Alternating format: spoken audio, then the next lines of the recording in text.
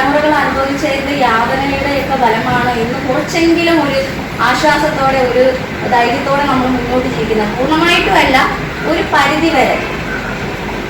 അന്ന് ആ റഷ്യയിൽ നമുക്കും വേദന കൂട്ടി വേണം എന്ന് പറഞ്ഞതിന്റെ അടിസ്ഥാനത്തിലാണ് അവിടെ തുല്യ വേതനം എന്നുള്ള ഒരു ആശയം വന്നത്. അങ്ങനെയാണ് ആ ഒരു 8 എന്ന് പറയുന്ന ഡേറ്റ് തന്നെ അന്താരാഷ്ട്ര വനിതാ ദിനമായിട്ട് കൊണ്ടാടുന്നത്. അപ്പൊ ഞാൻ ഇവിടെ പറയാൻ വന്നിരിക്കുന്ന കാര്യം എന്ന് പറഞ്ഞത് വനിതകളുടെ ഇപ്പൊ നമ്മുടെ സമൂഹത്തിലുള്ള വനിതകളുടെ ശക്തി എങ്ങനെയാണ്. ഈ വനിതാ ദിനത്തിന്റെ പ്രമേയം എന്ന് പറയുന്നത് എന്താണെന്ന് അറിയാമോ? ഈക്കുകയും കൊടുക്കുക, നേടാൻ വേണ്ടി കൊടുക്കുക. എന്ത് കൊടുക്കണം? ആർക്കാ കൊടുക്കേണ്ടത് അറിയുമോ? ആർക്കെങ്കിലും അറിയാവോ? ഞാൻ ഈ പറയുന്നത് ശ്രദ്ധിച്ചിരിക്കുന്നുണ്ടെങ്കിൽ പറയാം. ആർക്കാ കൊടുക്കേണ്ടത്? എന്താ കൊടുക്കേണ്ടത്? വനിതകൾക്ക് കൊടുക്കണം. എന്ത് കൊടുക്കണം? ബഹുമാനം കൊടുക്കണം, സ്നേഹം കൊടുക്കണം, അവർക്ക് തുല്യത കൊടുക്കണം. എങ്കിൽ മാത്രമേ അവരുടെ പൂർണ്ണമായിട്ടുള്ള ശക്തി, അവർക്ക് ഒരു പിന്തുണ നമ്മൾ കൊടുക്കണം. എങ്കിൽ മാത്രമേ നമുക്ക് അവരിൽ നിന്നും എന്ത് കിട്ടത്തുള്ളൂ? നമ്മൾ ആഗ്രഹിക്കുന്ന ഒരു ശക്തി അവർക്കൊരു. ഈ വനിതകൾക്ക് ഉള്ള പവർ എന്ന് പറഞ്ഞാൽ ഇപ്പൊ സാറ് പറഞ്ഞതുപോലെ വേറെ ആർക്കും ഇല്ല. ഒരു ഈ സ്ത്രീ വർഗത്തിനുള്ള പോലെ ശക്തി വേറെ പുരുഷവർഗത്തിന് ഇല്ല എന്ന് ഞാനിവിടെ പറയാണ്. സാറുമാരുടെ പിന്തുണയോടെയാണ് നമ്മുടെ ഇവിടെ വനിതാ ദിനം നമ്മളിന്ന് ആഘോഷിക്കുന്നത്. എന്നിരുന്നാൽ തന്നെ ഞാൻ ഈ പറയുന്നതിൽ എന്തെങ്കിലും തെറ്റുണ്ടോ? ഒരു തെറ്റുമില്ല അല്ലേ? എന്തൊക്കെ കാര്യങ്ങളാണ് ചെയ്യുന്നത്? എന്തൊക്കെ കാര്യങ്ങൾ ചെയ്യുന്നുണ്ട്? രാവിലെ വീട്ടിലെണീറ്റ് ഒരു 4 മണിക്ക് തുടങ്ങുന്നതായിരിക്കും ഒരു വീട്ടിലൊരു അമ്മയുടെ ഒരു സുപ്രഭാതം എന്ന് പറയുന്നത്. 4 മണിക്ക് എണീറ്റ് തുടങ്ങുന്ന ജോലിയാണ്. ജോലിക്കാരാണെങ്കിൽ വീട്ടിലെ ജോലി കഴിഞ്ഞ് ജോലി സ്ഥലത്ത് പോകണം, തിരിച്ചു വരണം, മക്കളുടെ കാര്യങ്ങൾ നോക്കണം. ഇവിടെ ഇരിക്കുന്ന അമ്മമാരാണെങ്കിൽ കൊച്ചുമക്കളുടെ കാര്യങ്ങളൊക്കെ ശ്രദ്ധിക്കുന്നവരുണ്ടായിരിക്കും, ജോലിക്ക് പോകുന്ന ആൾക്കാരും ഉണ്ട്. അപ്പൊ ഇത്രയും കാര്യങ്ങൾ നമ്മൾ ചെയ്യുന്നുണ്ട് ഇല്ലേ? ഒരു കുടുംബത്തിന് വേണ്ടി നമ്മൾ ഇത്രയും കാര്യങ്ങൾ ചെയ്യുന്നുണ്ട്. അതുപോലെ തന്നെ ഒരു സമൂഹത്തിന് വേണ്ടി സാറ് പറഞ്ഞ പോലെ എന്തുകൊണ്ട് സ്ത്രീകൾ രാഷ്ട്രീയത്തിലേക്ക് ഇറങ്ങി വരുന്നില്ല? എന്താ വരാത്തതിന്റെ കാര്യം അറിയാമോ? നമുക്ക് വീട്ടിൽ നിന്ന് അങ്ങനൊരു സപ്പോർട്ട് കിട്ടുന്നില്ല. നമ്മുടെ ഭർത്താവ് ചിലപ്പോൾ പറയും, ഓ നീ അതൊന്നും പോവാണ്ടടി, വേറെ പണിയില്ല, നീ കുടുംബത്തിലെ കാര്യം നോക്കാം. എന്റെ ഭർത്താവ് എന്നോട് പറഞ്ഞിട്ടുണ്ട് കേട്ടാ.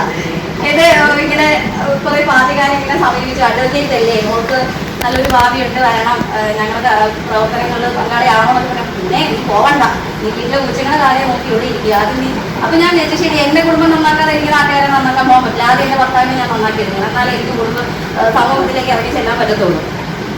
പക്ഷെ അതും ഞാൻ രാഷ്ട്രീയത്തിൽ ഇറങ്ങിയില്ല. പക്ഷെ എന്നിരുന്നാലും കുറേയൊക്കെ കാര്യങ്ങൾ ഞാൻ നേടിയെടുത്തു. എങ്ങനെയാണ്? ആദ്യമൊക്കെ ഞാൻ കല്യാണം കഴിച്ചിരുന്നത്. അപ്പൊ എന്റെ കാര്യം തന്നെ ഞാൻ പറയാം, മറ്റുള്ളവരുടെ കാര്യമില്ല. ഞാൻ ഒരു വക്കീൽ എന്നുള്ള രീതിയിൽ എന്റെ മുമ്പിൽ വരുന്ന കേസുകളുടെ കാര്യമാണ് ഞാൻ കൂടുതൽ ഇവിടെ പറയാൻ പോകുന്നത് കേട്ടോ. എത്രയൊക്കെ സ്ത്രീകൾ പുരോഗമനമായി, എത്രയൊക്കെ സ്വാതന്ത്ര്യം കിട്ടി, എത്രയൊക്കെ നമുക്ക് റെസ്പെക്ട് കിട്ടുന്നുണ്ടെന്ന് പറഞ്ഞാലും ഒന്നുമല്ല, ഒരു കാര്യവുമില്ല.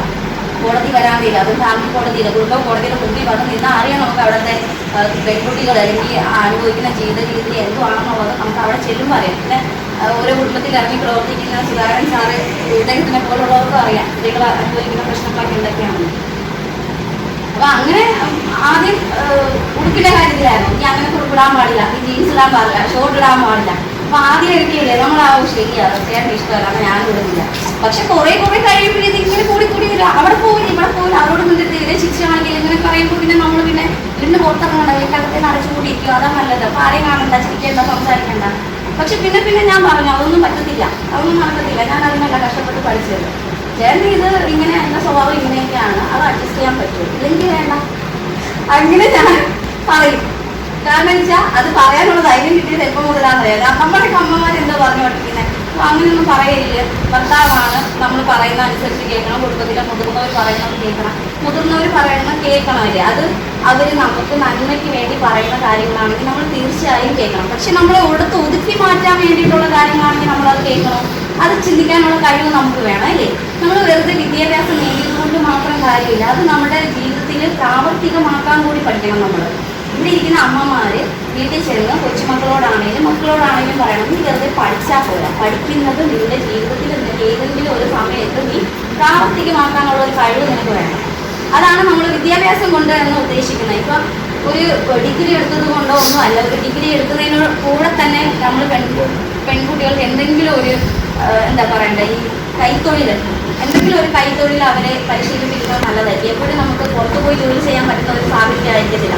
ചിലപ്പോൾ വീട്ടിൽ കുറേ നാൾ കുഞ്ഞുങ്ങളൊക്കെ ആയിരിക്കുന്ന സമയത്ത് നമുക്ക് വീട്ടിൽ ഇരിക്കേണ്ട അവസ്ഥയൊക്കെ വരും. ആ സമയത്ത് ചിലപ്പോൾ നമുക്ക് ഭർത്താവിൻ്റെ ഭാഗത്തു നിന്ന് ഒരു കുഞ്ഞുങ്ങളെ ഇല്ല എന്നുള്ള ഒരു അവസ്ഥയൊക്കെ വന്നു പോവുകയാണ്. അപ്പൊ അവൾക്ക് നിന്ന് ജീവിച്ച് വരണമെന്നുണ്ടെങ്കിൽ അവൾക്ക് ഒരു കൈത്തൊഴിൽ വേണം. ഇപ്പം നമ്മുടെ കോടതിയിലെ കാര്യങ്ങൾ പറയുവാണെങ്കിൽ ഒരു സ്ത്രീയുടെ ശത്രു എപ്പോഴും നമ്മൾ പറയും ആരായിരിക്കും? ഒരു സ്ത്രീ തന്നെ ആയിരിക്കും അല്ലേ? ഒരിക്കലും ഒരു പുരുഷനല്ല. ഒരു വീട്ടില് ആർക്കുണ്ട്? അമ്മ, അമ്മായിയമ്മ, മരുമകൾ, നാത്തൂൻ, ഇത്രയും പേര് കാണും. ഇവരെല്ലാം എന്തുമായിരിക്കും? ഒരു കീരിയും പാമ്പിനെയും പോലുള്ള ഒരവസ്ഥയായിരിക്കും. എനിക്ക് എൻ്റെ ഈ ഒരു തലമുറ വരെയുള്ള അമ്മമാരെ കണ്ടത് തന്നെയാണ്. പക്ഷെ എനിക്ക് പിന്നീടുള്ള ഒരു തലമുറയിലുള്ള അമ്മായിയമ്മമാരൊക്കെ ആണെങ്കിൽ ഭയങ്കര ഫ്രണ്ട്സാണ്. മരുമക്കളുമായിട്ട് നല്ല ടേംസ് ആൻഡ് കണ്ടീഷനിലാണ് പോകുന്നത്. പക്ഷെ അവിടെ ഒരു ട്വിസ്റ്റ് എന്ന് പറഞ്ഞത്, ഇപ്പം എല്ലാവരും കേൾക്കുന്ന കാര്യം, ഞാനത് പറയുന്നത് ശരിയാണോ